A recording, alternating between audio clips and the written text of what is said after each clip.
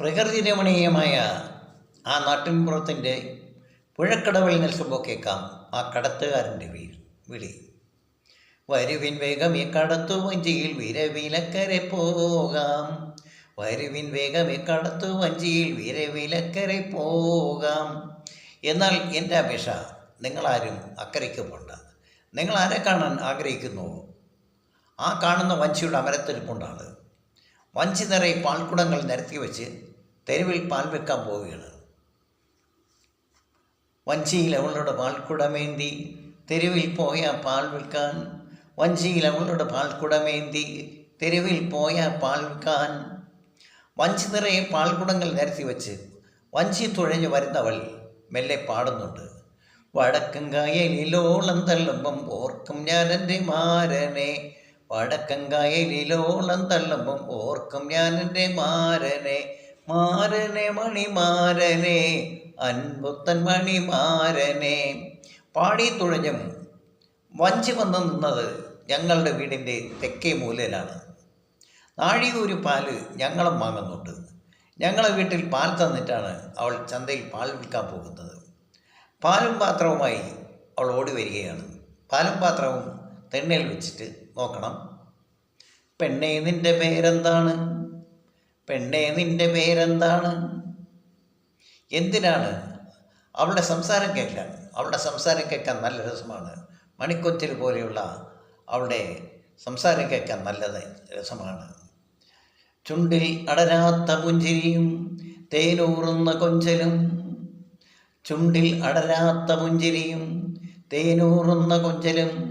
എന്നിട്ട് അവൾ പറയും, പാത്രം തിരികെ തരൂ. പാലെടുത്തിട്ട് പാത്രം തിരികെ കൊടുത്തേക്കാൻ. പാലിനേക്കിനി വേണ്ട, പാലിനേക്കിനി വേണ്ട. അവൾ മുഖവും പട്ടിച്ച് ദൂരേക്ക് നിന്നുകൊണ്ട് പറയും, പാത്രം തിരികെ തരൂ.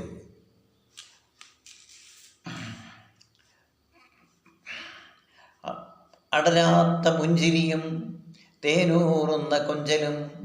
മറക്കുമോ നിങ്ങൾ നൈഷയെ? അവന കിളിയുടെ കൊഞ്ചലിങ്ങനെ നീളും.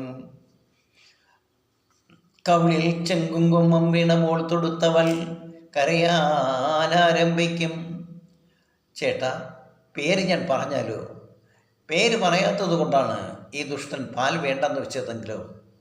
അയാൾ ആ മേശപ്പുറത്ത് കിടന്ന പുസ്തകത്തിൻ്റെ താളുകൾ മറച്ചു നോക്കി അങ്ങനെ തന്നെ നിന്നു. കുറേ കഴിഞ്ഞ് ആയിഷ പോയി കഴിഞ്ഞു.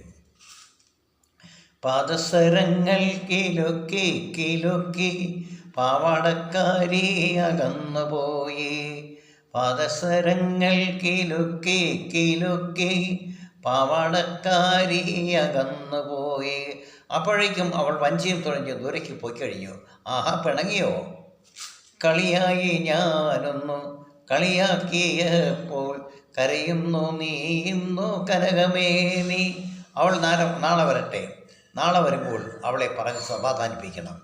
പിറ്റേന്ന് അയാൾക്ക് പോകേണ്ട സമയം കഴിഞ്ഞിട്ടും അവൾ വന്നില്ല.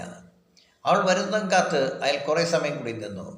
അതാ അവൾ വരുന്നുണ്ട്. ദൂരെ നിന്നും ഒരു വഞ്ചി വരുന്നുണ്ട്. അവൾ വരട്ടെ, അവൾ വന്ന് തന്നെ വിളിക്കട്ടെ. തന്നെ വിളിക്കാൻ അയാൾ വന്നു. അയാൾ തിരിഞ്ഞു നിന്നു. കുറേ കഴിഞ്ഞിട്ടും അയാളെ വിളിക്കുന്നില്ല. അയാൾ തിരിഞ്ഞു നോക്കി. ആയിഷയല്ല. ആയിഷയ്ക്ക് പകരം ആയിഷയുടെ വാപ്പ അത്രമാൻ. ആയിഷയുടെ നിക്കാഹ് ഇന്നലെ കഴിഞ്ഞു. നിക്കാഹ് കഴിഞ്ഞോ? നിസ്സാരമായ കാര്യമുണ്ടെങ്കിലും അവൾ എന്നോട് വന്ന് പറയുന്നതാണല്ലോ. എന്തുകൊണ്ട് അവൾ എന്നോട് പറഞ്ഞില്ല? അത് ഇന്നലെ രാത്രി അവളുടെ നിക്കാഹ് നിശ്ചയിച്ചു. നിക്കാഹ് കഴിഞ്ഞു. അവൾ ഇപ്പോൾ ഭർത്താവിൻ്റെ വീട്ടിലാണ്. അയാൾ ആ പുഴയിൽ ചാടിക്കടന്ന് അത്രമാൻ്റെ വീട്ടിലേക്ക് ഇരുന്നു. വീടെന്ന് പറയാൻ വേണ്ടി ഒന്നുമില്ല, ഒരു ചായ്പ്. അപ്പോഴേക്കും താഴത്തു നിന്നും ഒരമ്മ കയറി വന്നു. അവർ പറഞ്ഞു, മോനെ, അവളെ കല്യാണം കഴിച്ചതല്ല, അവളെ വിറ്റതാണ്. ആ ദുഷ്ടൻ ആ കുഞ്ഞിനെ വിറ്റതാണ്. കഷ്ടം. എന്ത് ചെയ്യണമെന്നറിയാതെ അയാൾ മടങ്ങിപ്പോന്നു.